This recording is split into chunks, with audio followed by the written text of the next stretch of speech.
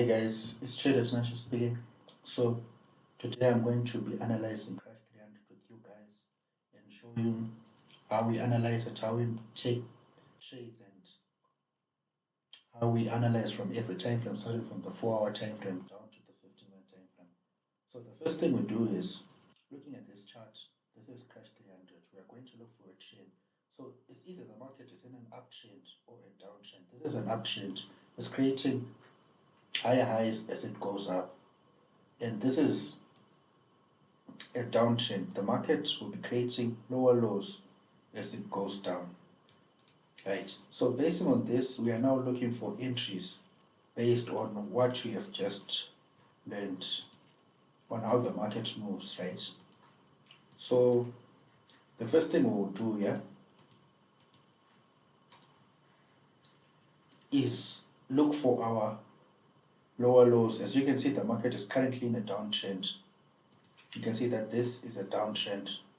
It's creating lower lows as it goes down. We are now going to look for our support. So we take our parallel channel, we look for our strong supports. We have a strong support here and we have a strong support there as well. Then we place it and we touch a high.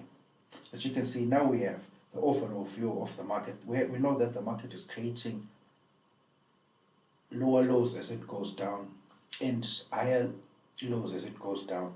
So based on this, we now know that the market is bound to reverse, to touch this point, maybe looking for an entry to continue going down.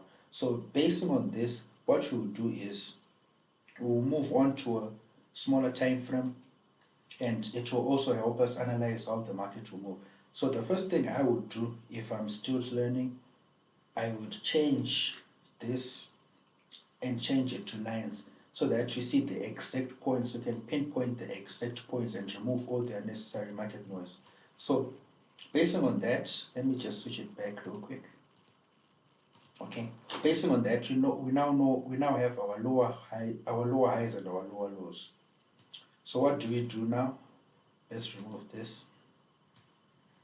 Let's remove this as well. We move on to a smaller time frame. Move on to the 1-hour time frame.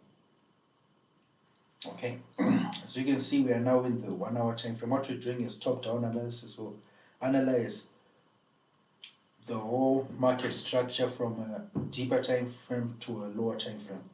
So now we already know that we are at a strong support, but we want to know the exact point to start buying or to start selling. So primarily we're in a downtrend, but looking for entries on the smaller time frame. We are now looking for buys. We want to buy this market. Okay, so again, we take our parallel line, we place it at the lowest point. You can see we have this low, and this is the second low we have. It touches here, and then we place it.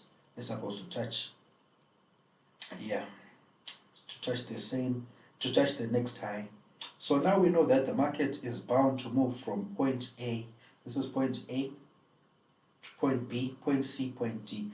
Now we know that the market should buy to this point. We should buy to continue with the pattern, to complete our pattern. That's when we move on to a smaller time frame. We're now moving on to the 30-minute time frame. And now on the 30-minute time frame, we're looking for strong support lines. We're looking for strong resistance lines. Okay, so the first thing I would do is I would take my rectangle and I would mark all the support zones we have. So this is our first support zone, which was respected. I place my candle here. I place my rectangle here. We know that this zone is respected. Then the next thing I would do is take the rectangle again.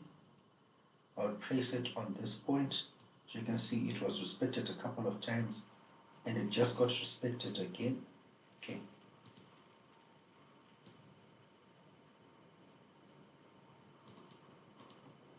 Okay. We can,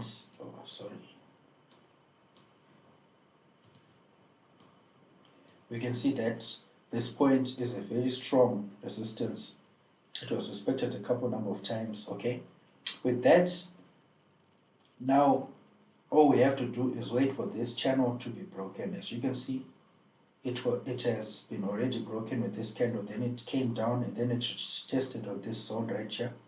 So the next movement is that it will go up and aim for this liquidity right here.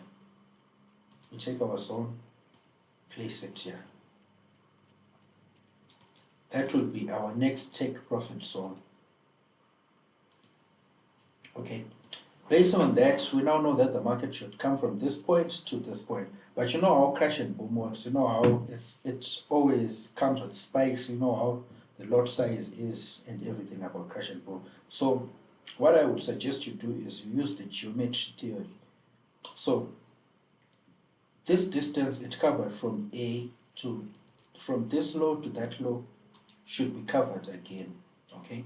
So if we take this, we should place it right above here, which means our market should go from this point to touch this point, right? It should touch the top of this point. Meaning, if I am to enter a trade now, I would place my buy here. So sorry, I'm still new to using this platform.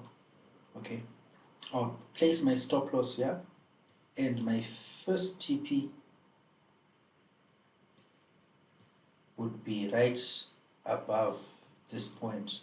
In geometry, you want to make sure that the distance covered from the previous low to the next low should be the same distance that covers from the first high to the next high.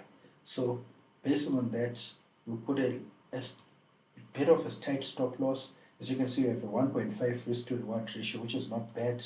If you're going to enter this trade, you exit here, and it's guaranteed it should have minimum number of spikes or no spikes at all. So based on this, you now have your first trade.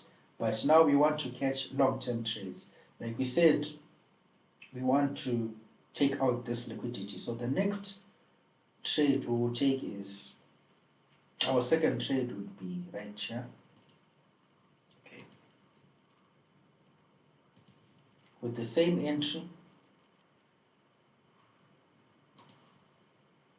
I'll move my stop loss up a bit. So my stop loss should be right below this low, so that if it falls down, if it tries to retest this zone right here, this zone that it is breaking now, it won't come to break, it won't come to touch our stop loss because it will be at the previous low. As you can see, like we talked about, the market moves in a pattern. The market will create lower lows as it goes up. So the next low should be higher than this point. So meaning our stop loss should be between this zone, between this red zone. So our next TP, we will target this liquidity right here. So to make things more clear, you can use what we call the Fibonacci retracement pattern to mark your take profits, okay? So when using the Fibonacci retracement pattern, you look for the lowest point and the highest point.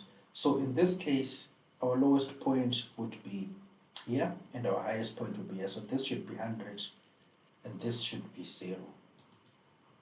Okay, so like this, So like this, you can now see the exit zones, where we should exit, where we should take profit, how the market should move. So now we know that this is our entry, then that 0.382, which is 38% of the retracement, should be our first take profit, right? So after the first take profit, we look at the market again.